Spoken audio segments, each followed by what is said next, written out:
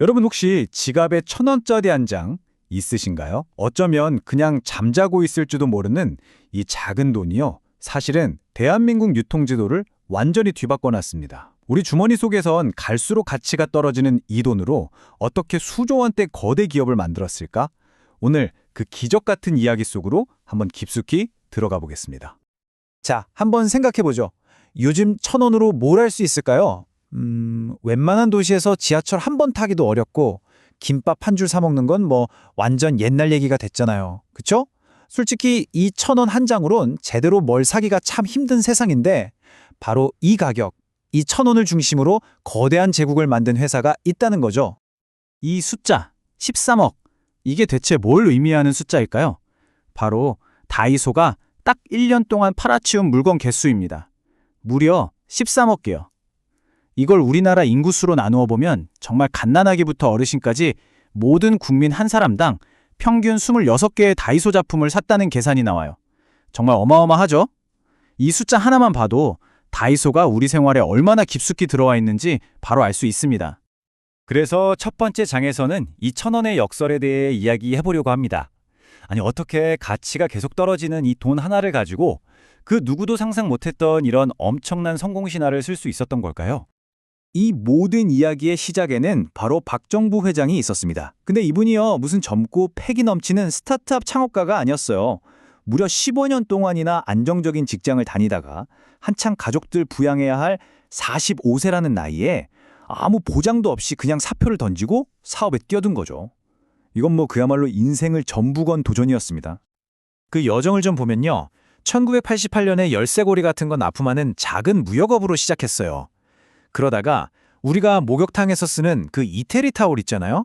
그걸 일본 백엔숍에 수출하게 되면서 말 그대로 눈이 번쩍 뜨인 겁니다. 아, 이거다.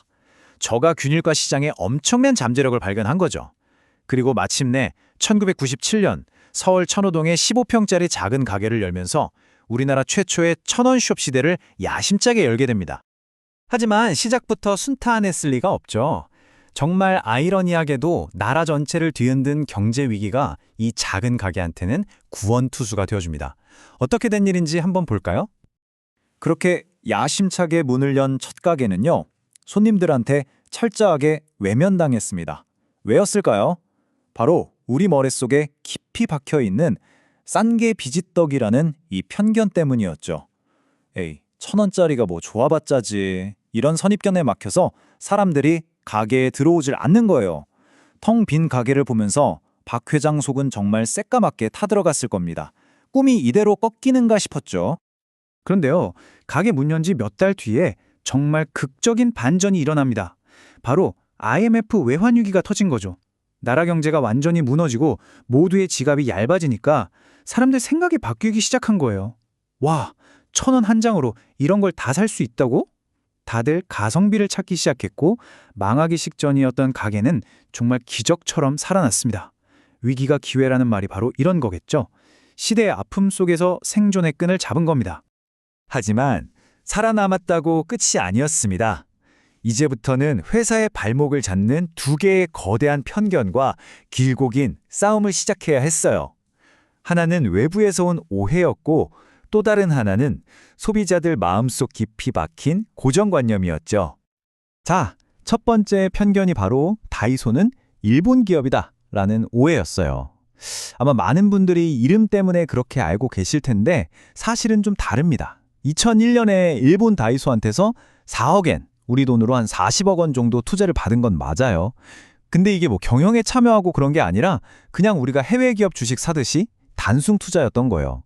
그런데도 반일 감정이 막 심해질 때마다 다이소가 독도 후원하는 기업이다. 이런 말도 안 되는 루머까지 퍼져서 엄청 고생을 했죠. 두 번째 편견은 정말 훨씬 더 뼈 아팠습니다. 박정부 회장이 직접 자기 매장에서 들었던 한마디래요. 야, 여기 싸구려한 판에 들어가지 말자. 이 한마디는 그냥 불평이 아니었죠. 가격은 싸도 품질은 절대 싸구려가 아니다라는 자기 신념을 그냥 정면에서 부정당한 거잖아요. 이 말이 비수처럼 가슴에 꽂혔고 싸구려라는 이 편견을 깨는 걸 평생의 사명으로 삼게 됐다고 합니다. 자, 여기서부터가 정말 재밌습니다. 보통 이런 소리 들으면 가격을 좀 올려야 하나 생각할 텐데 박 회장은 완전히 반대로 갔어요. 가격은 절대 포기하지 않고 대신 매장 환경을 싹 다 바꾼 겁니다. 무슨 창고 같았던 어두침침한 분위기를 환하고 세련되게 만들고 상품 디자인이나 색깔, 진열 방식에 어마어마한 공을 들이기 시작했어요. 한마디로 1,000원짜리 물건에 고급스러운 경험이라는 가치를 입히는 전략이었죠.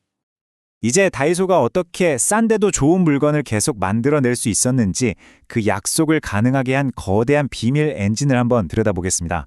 바로 물류 시스템이에요. 다이소는요, 용인에 있는 물류 허브센터에 무려 1,000억 원이 넘는 돈을 쏟아 부었습니다.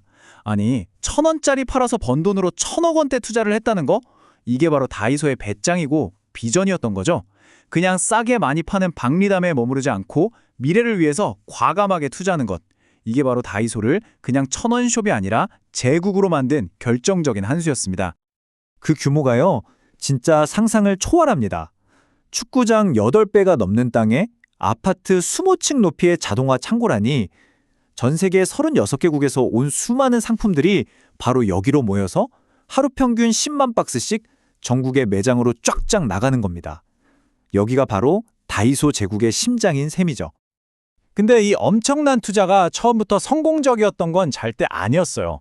2012년에 딱 가동을 시작했는데 자동화 시스템에서 계속 오류가 나는 거예요. 물류가 완전히 마비됐죠. 결국 추운 겨울에 전 직원들이 다 현장으로 가서 5개월 동안 맨손으로 물건을 날랐다고 합니다. 그 여파로 2013년에는 회사 역사상 거의 없었던 영업 적자까지 기록하는 엄청난 고통을 겪었죠. 하지만 이 시간은 낭비가 아니었어요. 이 과정을 거치면서 다이소는 훨씬 더 단단해졌고 결국 누구도 따라올 수 없는 막강한 무기를 손에 넣게 된 겁니다. 그렇게 고통의 시간을 이겨낸 다이소는 마침내 자신들의 원칙이 옳았다는 걸 증명해냅니다. 그리고 이제 다이소는 단순히 물건 파는 가게를 넘어서 하나의 문화 현상이 되죠.